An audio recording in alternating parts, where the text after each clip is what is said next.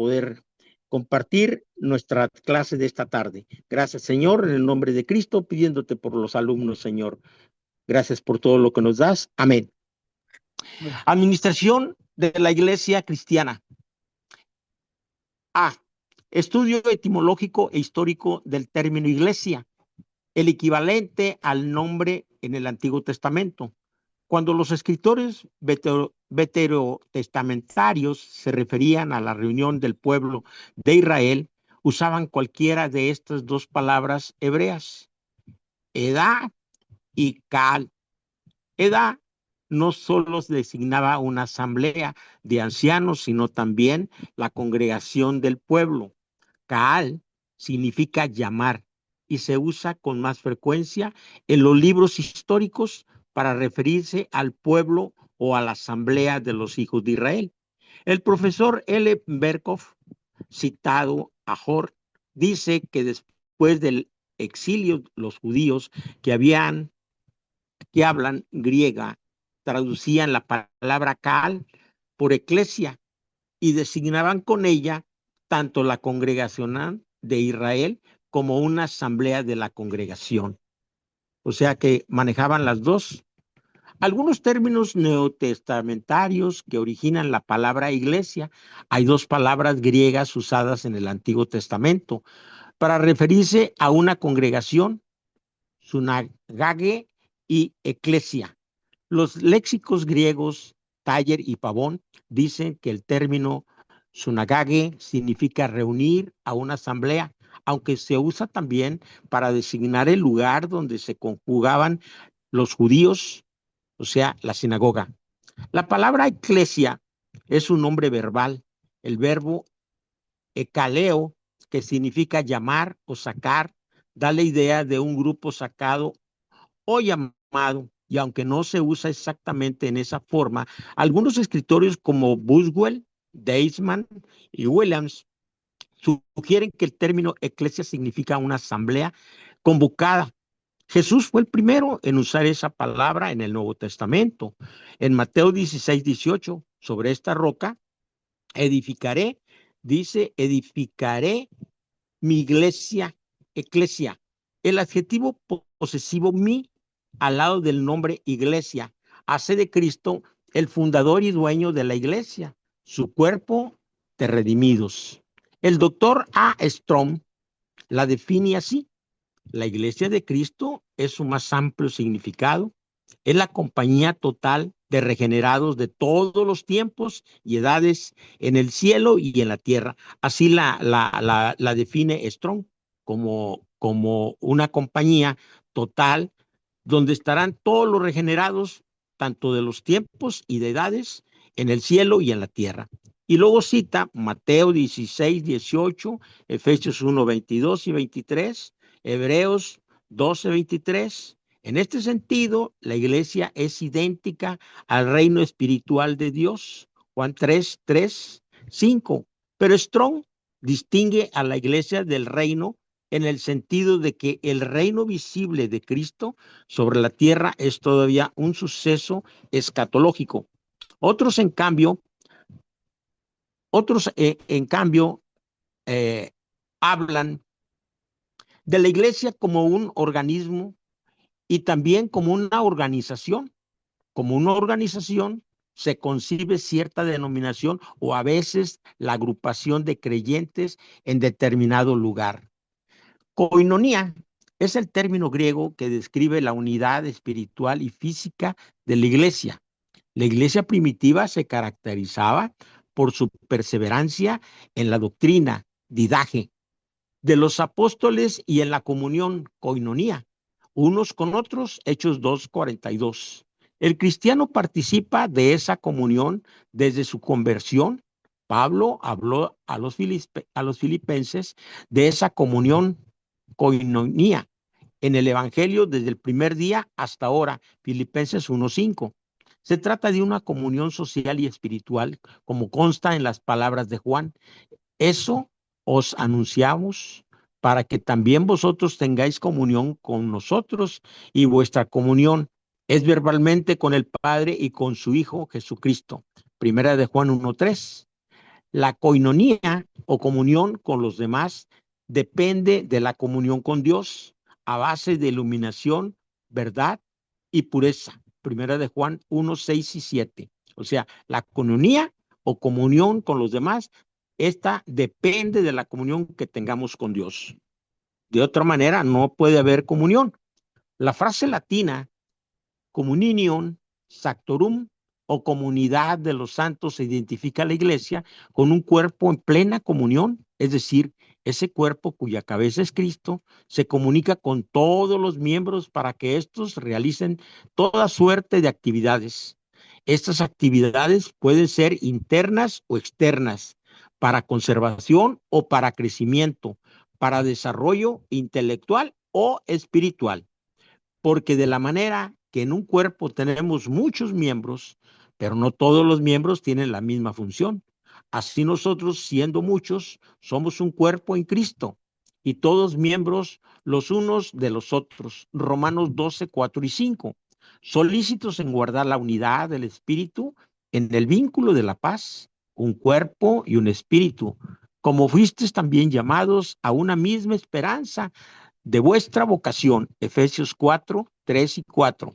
Siguiendo la verdad en amor, crezcamos en todo en aquel que es la cabeza, esto es Cristo, de quien todo el cuerpo, bien concertado y unido entre sí por todas las coyunturas que se ayudan mutuamente, según la actividad propia de cada miembro, recibe su crecimiento para ir identificándose en amor. Efesios 4, 15 y 16.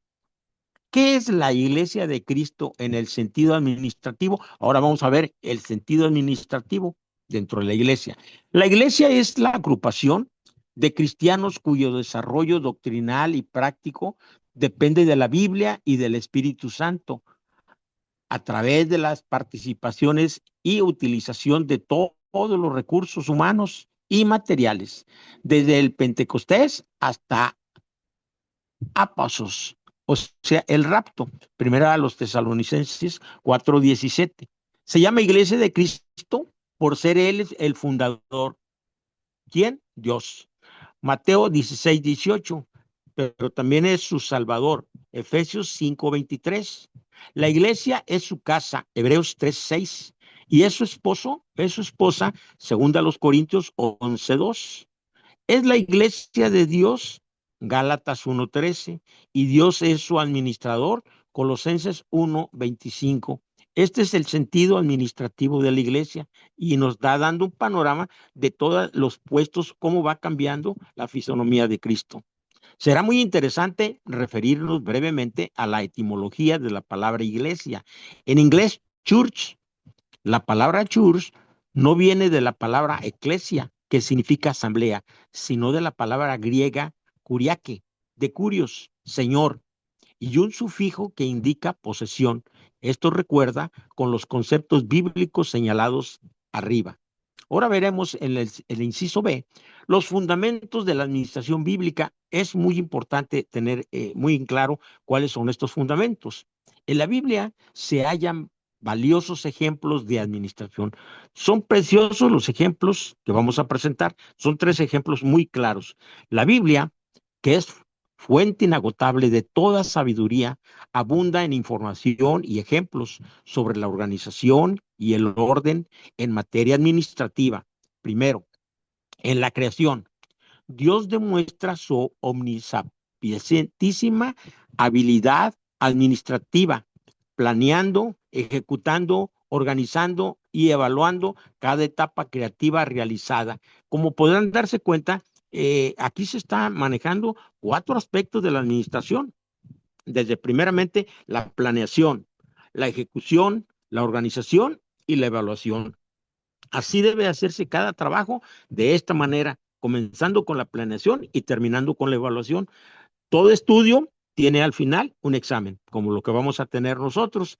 Nadie escapa de su control divino para la ejecución de su soberana voluntad.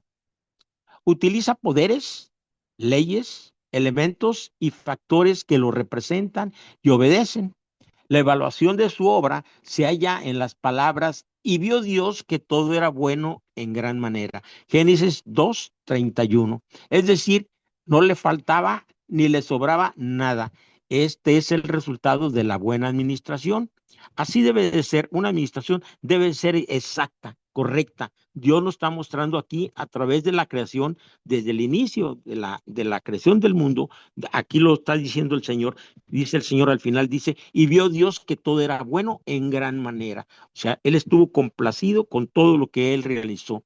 Este es el resultado de la buena administración, que a la hora indicada lo tiene todo previsto y dispuesto. Él hizo luz porque pensaba hacer ojos, hizo oídos porque había ondas sonoras, hizo toda suerte de alimentos porque los seres vivientes estarían equipados de un formidable equipo digestivo y constante apetito. Vean ustedes, todo estuvo planeado correctamente. ¿Para qué? Para que el ser humano viviera tranquilo. Vemos cómo el Señor, la preocupación es grandísima sobre el ser humano. En el Éxodo también se aprecian ejemplos de una excelente administración. Se plantea el caso de la agotadora tarea de Moisés, tratando de atender él solo las actividades y los problemas de todo el pueblo de Israel. Aparece su suegro Jetro y le recomienda seleccionar hombres de virtud para delegarlos y compartir con ellos las responsabilidades en medio de aquella agitada y furibunda comunidad. Considérese esta parte del relato. Vamos a ver lo que dice el relato. Dice que aconteció el día siguiente, se sentó Moisés a juzgar al pueblo y el pueblo estuvo delante de Moisés desde la mañana hasta la tarde. Viendo el suegro de Moisés lo que hacía con el pueblo, dijo, ¿qué es esto que haces tú con el pueblo?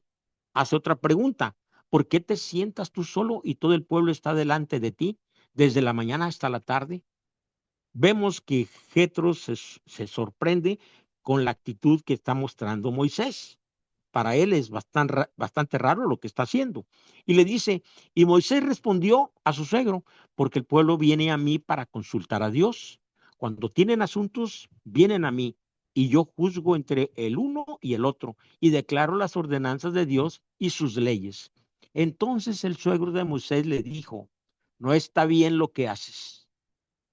Cuando ahí llega una persona a un lugar y ve el desorden que tenemos, inmediatamente se dan cuenta que estamos muy desorganizados. Los que no nos damos cuenta somos nosotros porque ya estamos acostumbrados a estar en esa situación.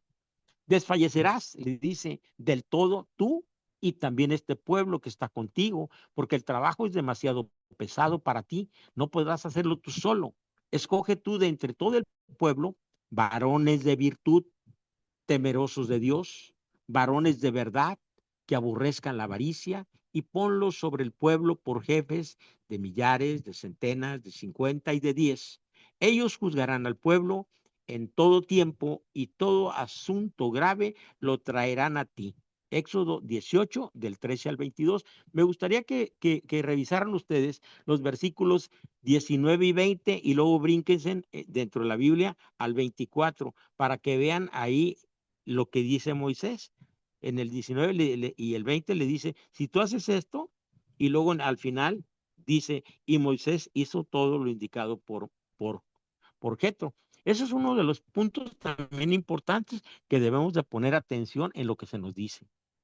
Cuando ¿Cuántos ministros, hace aquí una admiración, cuántos ministros se encuentran así, de recargados con todas las responsabilidades de la iglesia? Si delegaran parte de su carga, se aliviarían ellos y el pueblo prosperaría. Para eso es necesario, primero, aprender a confiar en los demás. B, saber seleccionar y capacitar. C, saber estipular a cada uno su zona de acción. Eso es lo que tenemos que hacer antes de cualquier cosa. Tenemos primeramente que tener confianza con la persona que va a estar desarrollando el trabajo. Debemos aprender a confiar. Eso es un aprendizaje que nos cuesta, pero hay que hacerlo. Pero también saber seleccionar y capacitar a la persona que va a desempeñar tal puesto. Y el otro, saber estipular a cada uno su zona de acción, indicarles exactamente en dónde van a estar laborando. Otra interesante lección es de la organización del campamento y del tabernáculo. Cada tribu se ubicaba en su lugar correspondiente, tanto al reposar como al movilizarse. Se observa en el campamento un orden asombroso. Nadie podía hacer lo que no le había sido indicado, y los que tenían que hacer algo lo hacían con exactitud. El tabernáculo fue diseñado y amueblado de acuerdo con el plan ordenado. El servicio sacerdotal se realizaba por turnos y de acuerdo con un manual, el levítico. En la adoración, en la marcha o en la guerra, el pueblo se movía como un solo hombre. Esto se llama organización. Cuando un pueblo está organizado, hace todo esto como si fuera un solo hombre. Y ellos lo hacían a la perfección, moviéndose de un lado para otro.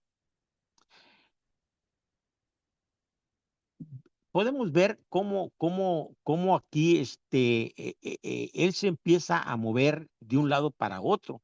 Y vemos en la segunda parte, la iglesia está fundada sobre bases administrativas. Ahora vamos a ver las bases administrativas de una iglesia. El administrador por excelencia, Cristo, sentó las bases de una organización universal para su iglesia. La técnica de la acción concentrada se ve en que, aunque el Señor predicó y llamó a las multitudes, escogió a un pequeño grupo de 12 para comisionarles la continuidad de la obra que él había iniciado en el mundo. El relato dice, después subió al monte y llamó así a los que él quiso, no los que uno quisiera, no, los que él quiso. Esto es la gracia de Dios. Y vinieron a él y estableció a 12 para que estuvieran con él y para enviarlos a predicar, a los cuales también llamó apóstoles. Aquí ya les llama apóstoles. Entonces Jesús les dijo otra vez, pasa a vosotros, como me envió el Padre, así yo también os envío. Marcos 3:13, 14, Lucas 16:13 y Juan 20:21. Vemos perfectamente cómo Dios hace las cosas y cómo está seleccionando a las personas que Él quiere. Así lo dice clarito, lo que Él quiere. Comentando esta estrategia, R.E. Coleman, en su libro El Plan Supremo de Evangelización, le recomiendo este libro, es muy bueno, buenísimo. Me lo acaban de mandar porque me interesó ver este libro, lo voy a empezar a leer. Dice que Jesús estaba más interesado en preparar y comisionar a unos pocos que en impresionar a las multitudes. Dios se enfocó únicamente a los 12 apóstoles. Era lo que más le interesaba, porque es muy importante preparar a las personas para que esas personas se vayan multiplicando y a su vez sigan diseñando un sistema de trabajo para los que vienen. En cualquier empresa debemos de preparar gente con tiempo para que ellos a su vez puedan seguir adelante el trabajo. Y eso nos quita cargas a nosotros de estar otra vez volviendo a enseñar.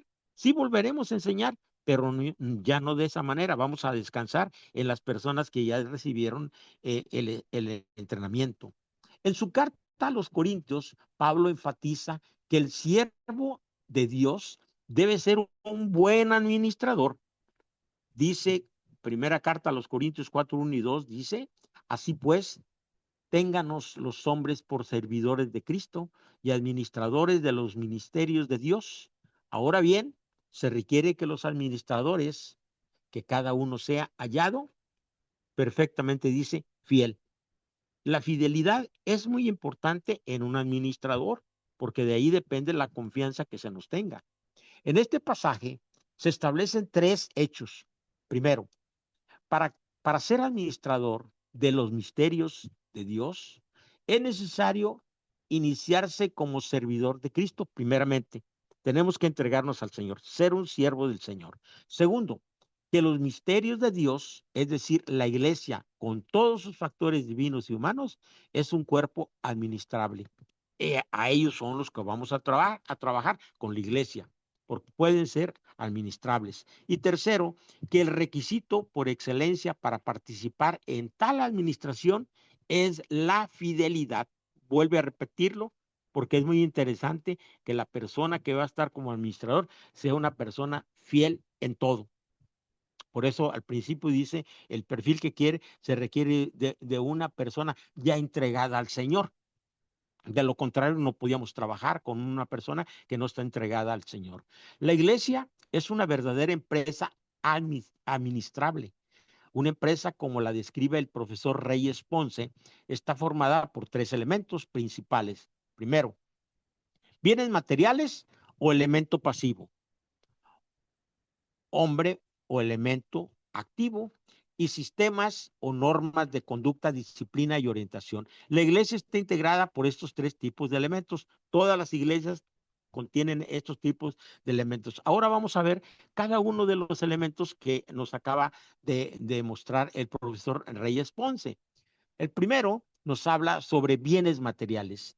No hace falta decir que la iglesia no ambiciona poseer riquezas en este mundo. Sin embargo, para el desarrollo de sus múltiples actividades, ha necesitado adquirir propiedades, inmuebles, edificios, mobiliario, equipo y materiales, que el pueblo de Dios ha poseído siempre. Ese tipo de pertenencias se puede comprobar mediante una mirada al templo del Antiguo Testamento, como también a las posesiones de la iglesia primitiva. La iglesia también posee ciertos recursos financieros. Los fondos de la iglesia son finanzas públicas, ya que pertenecen a toda la comunidad cristiana, por lo que se deben administrar con eficiencia. Dos, hombres. El elemento humano es la parte vital de la iglesia y constituye el factor primario en la administración. Cristo mostró sumo interés en el género humano. Viendo la multitud, subió al monte y abriendo su boca les enseñaba. Mateo 4, 1 y 2. Y dice, y salió Jesús y vio una gran multitud y tuvo compasión de ellos, porque eran como ovejas que no tenían pastor, y comenzó a enseñarles muchas cosas. Pero no solo atendía las necesidades espirituales, también proveyó pan para la multitud y les mandó que hiciesen recostar a todos por grupos de 100 en 100 y de 50 en 50. Y partió los panes y dio a sus discípulos para que los pusiesen delante, y repartió los peces entre todos. Y comieron todos y se saciaron. Marcos 6, del 34 al 42. Alguien dijo que tratar con gente es la tarea más difícil, pero tratar con la gente de Dios y con las técnicas de un verdadero líder cristiano resulta la experiencia más especial e inspiradora. Descubrir talentos preparados y ocuparlos en la obra es una de las labores cumbres del ministro. Tercero, sistemas. La iglesia posee manuales, constituciones, reglamentos, etcétera, pero la base de su gobierno y disciplina es la Biblia. Esta es la grande diferencia entre la iglesia católica romana y la protestante. Mientras la primera ejerce autoridad suprema sobre la Biblia, la segunda la acepta como norma de fe y práctica. Inciso C, oficiales y gobierno eclesiástico del Nuevo Testamento.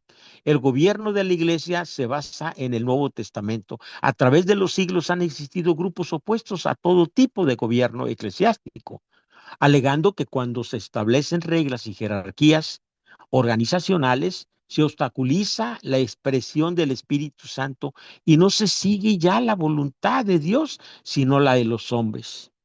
Los cuáqueros, una congregación fundada en el siglo XVI y difundida principalmente en Inglaterra y los Estados Unidos, no admiten ninguna jerarquía eclesiástica.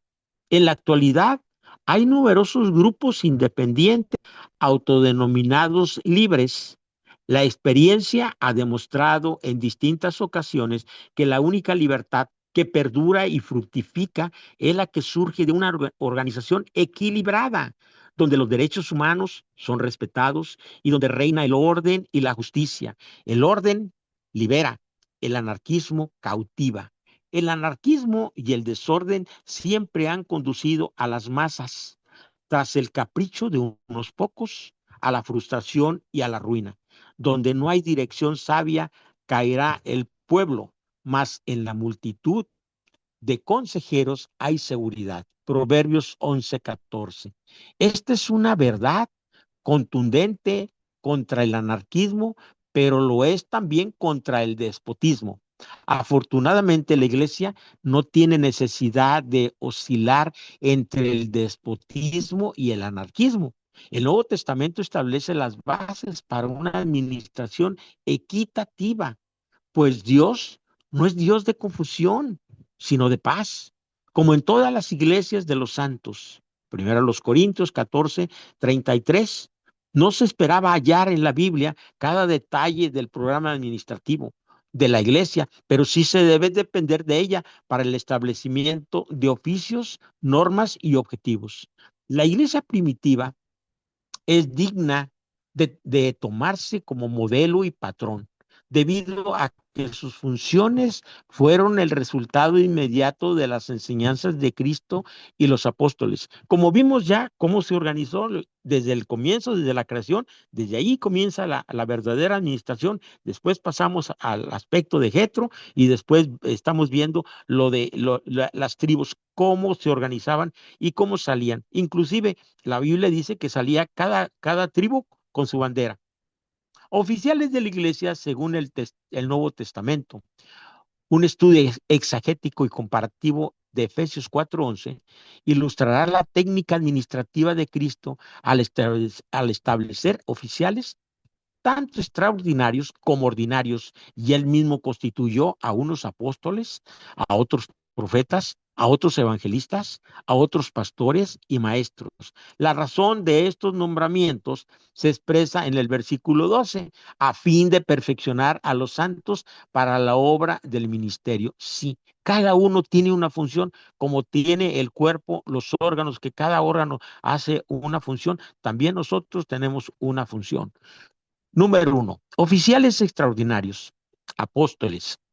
Un apóstol, del griego apóstolos, era un delegado, un mensajero, un enviado con órdenes. En la literatura clásica, este nombre se aplicaba a los cónsules que eran enviados a una expedición con una comisión y a veces con un ejército. Taller, en Lucas 16:13 leemos que llamó a sus discípulos y escogió a 12 de ellos, a los cuales también llamó apóstoles. Este oficio es de trascendental importancia. Número uno, 19 veces se menciona en el Nuevo Testamento. Dos fueron constituidos apóstoles por haber sido testigos de la vida de Cristo, Juan 15:27, y recibido directamente de él su comisión, Marcos 3:14 y Gálatas 1:1. Tercero, sentaron el fundamento del cristianismo, Efesios 2:20. Nadie más puede ser considerado como apóstol, a menos que se tome en el sentido de extensión por el trabajo desempeñado, como Bernabé en Hechos 14:14 y otros en Romanos 16:7. B. Profetas. En los escritos de Esquilo y de otros escritores griegos, profeta era un intérprete de los oráculos de los dioses con la idea de predicción y adivinación. El término es usado tanto en el Antiguo Testamento como en el Nuevo para describir el oficio o ministerio de ciertas personas escogidas por Dios para hablar al pueblo las cosas que él quería revelar. La prueba del profeta era era la veracidad de su mensaje y el cumplimiento exacto de sus predicaciones, de sus predicciones. El Nuevo Testamento habla de profetas como Agabo, Hechos 21:10, y los de Antioquía, Hechos 13:1. El triple objeto del ministerio de la profecía consistía en hablar a los hombres para edificación, exhortación y consolación. Primero a los Corintios 14:3. En Hechos 15:32 vemos que Judas y Silas, como ellos también eran profetas, consolaron y confirmaron a los hermanos con abundancia de palabra. Debemos entender además que en la actualidad hay profecía como un don del Espíritu Santo a los cristianos. Hay diferencia en un profeta y el que ha recibido el don de profecía. Efesios 4:11 y 1 Corintios 12:10.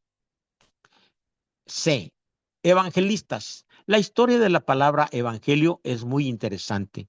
Homero la usa en la Odisea, pero el término designaba la recompensa o obsequio que se daba a cambio de una buena noticia. Se usa así en la Septuaginta, en el segundo libro de Samuel 4:10. Más tarde se usó el término evangelio para referirse a las buenas noticias en sí. Tal es el significado que Justino Mártir le da en su Apología 1:66, página 83, refiriéndose al Evangelio de Mateo. Evangelistas eran los que llevaban las buenas nuevas de salvación en Cristo Jesús. Y aunque puede entenderse aquí la responsabilidad de todo cristiano y especialmente de todo predicador de anunciar el Evangelio a los perdidos, sin embargo, el ministerio referido en Efesios 4:11 era una posición especial que abarcaba más que la predicación. Ernest Williams lo resume así: el ministerio de los evangelistas consistía, uno, predicar y bautizar. Pero cuando creyeron a Felipe, que anunciaba el evangelio del reino de Dios y el nombre de Jesucristo, se bautizaban hombres y mujeres. Aquí se refiere a Felipe el evangelista, Hechos 6:5, 21:8. Segundo, ordenar ancianos, un deber encomendado a Tito, Tito 1:5, y a Timoteo, 1 Timoteo 5:22. Tercero, ejercer disciplina, Tito 3:10. Y cuatro, representar a los apóstoles como se le encomendó a Timoteo. Esto es lo que ve Ernest Williams, cómo lo resume. Primero, en predicar y bautizar. Dos, ordenar ancianos. Tres, ejercer disciplina. Y cuatro, representar a los apóstoles como se los encomendó a Timoteo. Primera a los Tesalonicenses 3:1-8 y Filipenses 2:19-23 y Tito 1:5. Y quinto, acompañar a los apóstoles como lo hicieron Marcos y Lucas y otros mencionados en el Nuevo Testamento. Dos, oficiales ordinarios. ¿Quiénes son esos oficiales ordinarios? Dice que existen dos clases de oficiales: ordinarios o locales, pastores y diáconos. El pastor, poimén. En muchas partes de la Biblia se usa la palabra poimén designado literalmente a un pastor de ovejas y figuralmente aplicada a Cristo, Lucas 2:8 y Juan 10:11, pero únicamente en Efesios 4:11 se usa como título oficial del encargado de la iglesia local. En otros lugares en que se ha usado la palabra pastor, en nuestra traducción española se tradujeron a ella distintos términos griegos, como en Hebreos 13:7, 17 y 24. Las tres veces aparece la palabra egomenos, que bien se pudiera traducir los que os dirigen. En 1 Corintios 12:28 se halla la palabra kubernesis, que significa gobernador o administradores. La palabra pastor es interesante porque además de su sentido de autoridad administrativa, existe la familiaridad entre los términos pastor y pasto, lo cual ilustra la legítima función pastoral. Inmediatos al pastor tenemos otros tres oficiales importantes. Uno, ancianos, presbiterio, los de mayor edad y experiencia, que constituían el presbiterio, 1 Timoteo 4:14, obispos, episcopio, que según Taller significa supervisor o superintendente encargado de ver que las cosas sean bien hechas, las cuales del obispo se dan en Tito 1:5-9. Y tercero, maestros, didacolois, y como lo presenta 1 Timoteo 3:2, didacticoisio, apto para enseñar. Este cargo podía ocuparlo algún que había sido escogido y capacitado para el efecto, o un obispo, como lo indica el apóstol a Timoteo en el texto anterior. Diáconos. Un diácono, diáconos, es descrito como un sirviente. Su madre dijo a los que servían: diaconois, haced todo lo que él os dijere. Juan 2:5. Mientras los ancianos, obispos y maestros eran puestos para la administración de la fase espiritual de la iglesia, los diáconos se encargaban de las necesidades materiales, como se explica en Hechos 6, del 1 al 7, cuando nombran a los diáconos. En ese capítulo y en estos versículos se nombran los que van a ser los diáconos, por el trabajo que se tenía y para que no hubiera también conflictos. Uno, gobierno congregacional. Las iglesias bautistas, las iglesias cristianas, las congregacionales e independientes se rigen por este tipo de gobierno.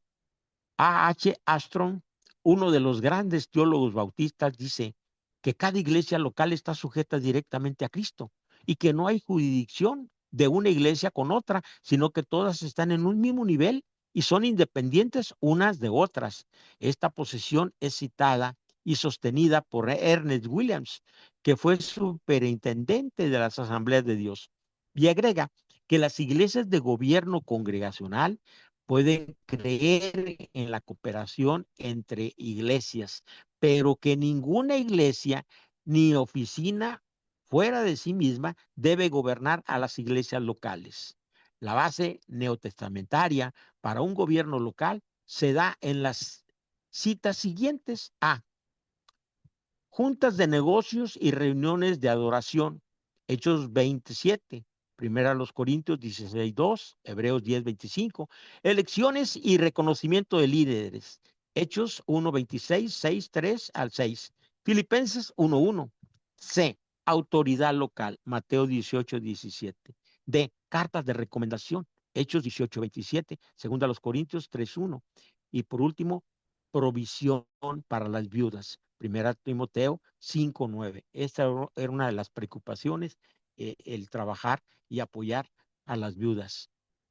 Dos, gobierno episcopal. En este sistema de gobierno sobresalen ciertos oficiales reconocidos como obispo. De ahí el nombre episcopal, de episcopos, quienes sirven como supervisores y superintendentes de distritos, estados y regiones. La Iglesia Episcopal y la Metodista Episcopal se manejan por este tipo de gobierno. Otras iglesias se rigen por medios de un tipo de gobierno que combina el aspecto episcopal con el democrático. Un ejemplo de esto lo hallamos en la Iglesia de Dios, la cual sigue un sistema de gobierno democrático centralizado. Después de la debida consideración, no conceptuamos nuestro gobierno eclesiástico como legislativo ni ejecutivo, sino judicial. Estamos opuestos a la unión de la iglesia y del Estado bajo cualquier circunstancia. Que la iglesia de Dios está definitivamente opuesta a cualquier forma de dictadura en asuntos que atañan al gobierno civil y al Estado. Ardientemente endosamos la vida democrática y fielmente prometemos sostener y mantener el progreso de dicha forma. La autoridad del obispo y supervisores distritales está fundada en la práctica de la iglesia primitiva, como se registra en el Nuevo Testamento. A. Las iglesias locales fueron fundadas y supervisadas por los apóstoles. Hechos 15, 36 y 41. B. Pablo ejerció la superintendencia de la iglesia de Asia y de Europa, especialmente en el nombramiento de ancianos, presbíteros. En cada ciudad, Tito 1:5. C. El sistema de ofrendas y la institución de acciones, tanto disciplinarias como ceremoniales, son asuntos trascendentales, no locales, determinados por el apóstol a nivel regional. Primero a los Corintios 16:1, 2, 5, del 3 al 5 y 11, 23 al 26. La Iglesia de Dios reconoce como autoridad máxima en asuntos administrativos, después de la autoridad divina y a base de una recta interpretación de las escrituras. Dice a la Asamblea General, es a la que reconocen, que es la reunión bienal de todos los ministros y miembros presentes. En esta reunión mundial, a través de un proceso democrático, se eligen todos los oficiales generales de la iglesia. El gobierno local descansa sobre el pastor y su consejo. Este último es un comité de miembros activos en número proporcional al tamaño de la iglesia. Tercero, gobierno presbiterial.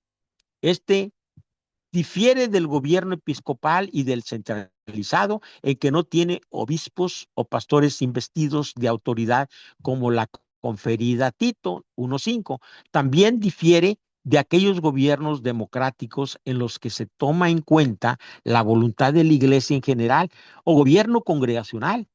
El tipo presbiterial o representativo elige ancianos gobernantes, los cuales forman el consistorio para el gobierno de la iglesia local. Para asuntos regionales, las iglesias presbiterianas cuentan con presbiterios y sínodos, que son también grupos representativos de autoridad superior.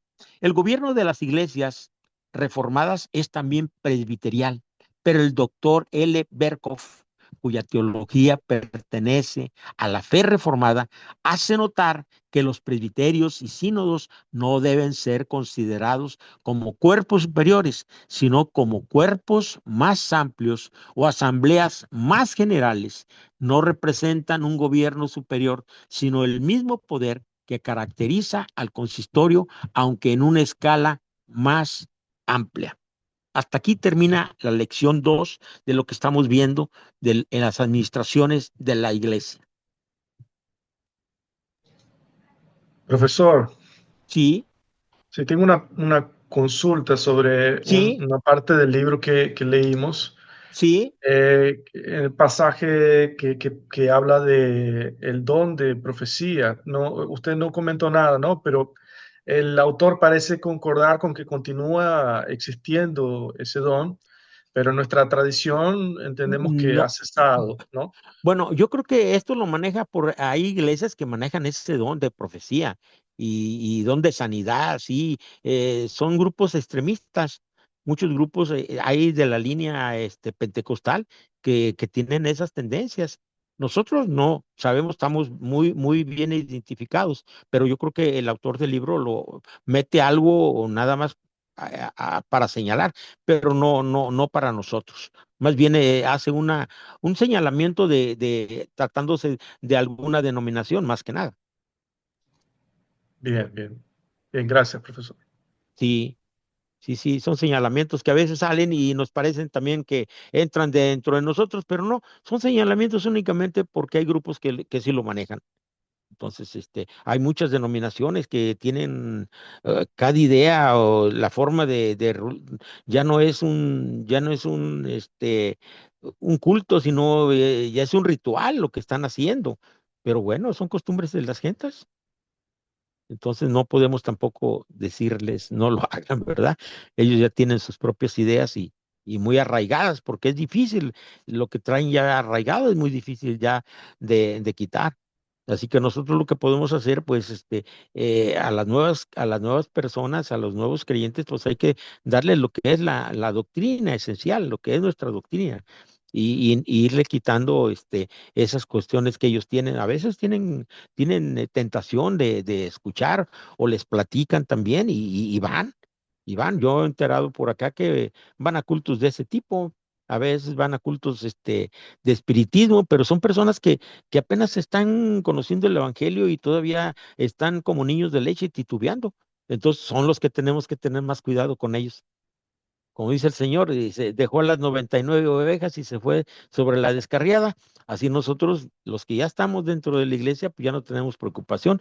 Vamos a preocuparnos por aquellos que todavía no tienen bien fundamentada su cultura, su conocimiento de la palabra de Dios. Es con las que tenemos que estar más preocupados.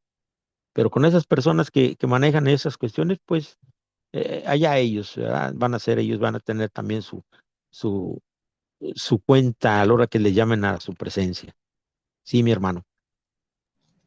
Gracias, profesor. Gracias. ¿Alguna otra pregunta?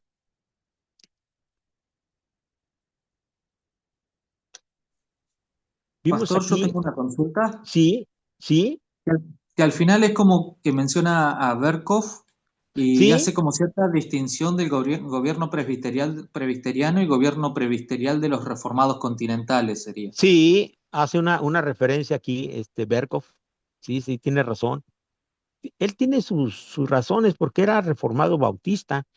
Es lo que estaba yo viendo aquí, que era reformado bautista. Yo no estaba todavía muy bien enterado que por qué lado se iba, pero sí estamos viendo aquí que el gobierno de las iglesias reformadas es también presbiterial, pero el doctor Berkhoff, cuya teología pertenece a la fe reformada, dice, hace notar que los presbiterios y sínodos no deben ser considerados como cuerpos superiores, ¿sí?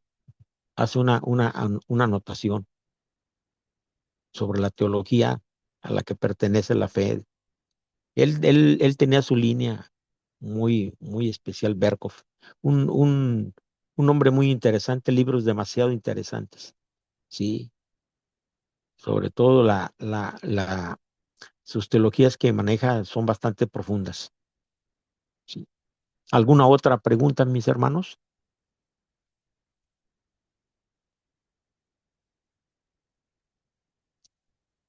Acuérdense que tenemos de tarea otro cuestionario, tenemos otras 20 preguntas. Con estas 20 preguntas, yo quisiera que la próxima semana, la próxima semana es día 26, ¿sí? Es 26 y es último martes de agosto. Quisiera enfocarme a las 40 preguntas que vienen aquí, porque en las 40 preguntas se resume todos los 3 capítulos. Y de aquí podemos, si hay algunas dudas dentro de ellas, aquí salen todas las dudas, porque está el resumen completo. Son preguntas concisas en las cuales hemos estado trabajando sobre estos 3 capítulos. Y están muy bien planteadas y son sencillas de contestar todas ellas. ¿Qué les parece el próximo martes, si Dios lo permite, enfocarnos a esto y pero en Dios ponerme al día con ustedes y poder tener la proyección correcta y trabajar más con mi hermano Esaú? Mi hermano Esaú anda ocupadito ahorita porque no pudo apoyarme un poco porque yo le pedí que me apoyara, pero lo que pasa es que llevó el carro a reparar y ahí está pegado porque no se lo han reparado. Entonces, se disculpó conmigo, le digo, no, pues no te preocupes, a ver cómo con el hermano, cómo le hacemos con Mauricio, lo platicamos y él me va a orientar. Pero gracias a Dios pudimos ver de otra manera. Así que como ven, si damos una repasada, pues tenemos tiempo. Vamos bien, vamos en tiempo, ¿eh? El curso va bien. Acuérdense, el curso son 12 capítulos. Por eso es que estoy atreviéndome yo a hacer un panorama general de los 3 capítulos y como ya lo tenemos resumido en las preguntas y respuestas, yo aquí las tengo, pues nos vamos muy rápido también y lo que yo quiero que haya una interacción más con ustedes conmigo, o sea, y que ya no hable yo, sino también escucharlos a ustedes. De esa manera me voy a dar cuenta que han estado pendientes de la lectura. Entonces, eso es muy bueno porque una clase es interacción. Aquí trabaja el maestro y el alumno. De esa manera podemos seguir adelante para, para seguir viendo cada uno de los capítulos siguientes. La siguiente semana, pues miraríamos el capítulo siguiente y es un capítulo muy interesante. Como ven, si los vemos los que tenemos pendientes. Bien. Ustedes me dicen. Está bien. En la clase que viene, profesor, quizás entramos un ratito antes y yo Sí, le ayudaré un sí, poquito con la sí, parte técnica. es lo que le iba yo a decir, Yo hermano, le mando de que un mensaje. yo estoy sentado en la computadora desde las 3:30, o sea, media Está, hora yo ya estoy sentado, pero no pensaba que iba a haber tanto no, conflicto, no era te para que yo preocupes, entrara, semana que viene pero le la mando. semana que entra estamos al día, le prometo que Yo le estamos al día. llamo o le mando un mensaje y Sí, coordinamos. hermanito, usted me manda el link antes y yo ya me pongo al día. Está perfecto. Muy Sí, bien, hermano. con 20 minutos que me lo mande, ya con eso Sí, estamos al día. perfecto. ¿Qué le parece? ¿También? Está perfecto, sí. Correcto, correcto. Entonces, recuerden que vamos a trabajar con los cuestionarios la próxima Perfecto. semana, que vamos a darle un repaso a todo. Por si hay alguna duda, aquí se va a disipar cualquier duda. Inmediatamente van a salir todas las dudas. ¿Sí? Perfecto. Como me decía a mí un maestro, que él se iba a dar cuenta si yo estaba entendiendo, y me dijo, y yo le pregunté, oiga maestro, ¿y cómo se va a dar cuenta que estoy entendiendo? Dice, el día que te aplique el examen me voy a dar cuenta de la evaluación. Está bien. Vamos a orar, ¿Sí? hermanos, para concluir la Oramos, clase. hermano. Gracias, hermano. Oramos Pedir con ustedes. al presbítero Bruno que ore por nosotros, A por favor. Bruno. Perfecto, con Bruno. Oramos, hermanos. Sí, hermano. Padre, te damos gracias por este tiempo, gracias, Señor, por la disposición del hermano y pastor, Señor Teodoro, Señor, gracias por su vida, gracias porque tú le has puesto, Señor, también para que pueda apartar este tiempo, Señor, para dictarnos esta clase y también enseñarnos, Señor, acerca de ser buenos administradores, Señor, de tu multiforme gracia, como dice Pedro, Señor. Padre, Amén. queremos pedirte que tú nos ayudes también, Señor, a nosotros a ser fieles, Señor, administradores de tu Sí, iglesia, Señor. Señor. Sabemos que nada es nuestro, que todo es tuyo, Señor, Amén, y Señor. tú nos has confiado a nosotros, Señor. Por eso te pedimos la sabiduría, Señor, también. Y Padre, que tú nos guíes a cada uno, Señor. Bendice a cada familia representada en esta clase, Señor, y que sigamos siendo edificados, Señor, por tu Espíritu Santo, Señor, por tu palabra, Señor, para que podamos también aplicarlo, Señor, a nuestras vidas y a la iglesia a la cual servimos, Señor. Te damos gracias y te lo pedimos en el nombre de Jesús. Amén. Amén. Amén. Amén. Bendiciones para todos mis hermanos. Mauricio, muchas Igualmente, gracias por el por apoyo, favor, Mauricio. por favor, Gracias. los alumnos de Sí, Efesios, el profesor sí, Wilton puso un video, pero se ve que está a la mitad. Entonces, queden atentos que mañana él debe postar el video completo de la clase de Efesios, ¿está? No se conectan hoy. Dale. Nos vemos. Bendiciones. Buen descanso a todos. bendiciones para todos. Gracias. Amén. Bendiciones. Chao, chao. Amén.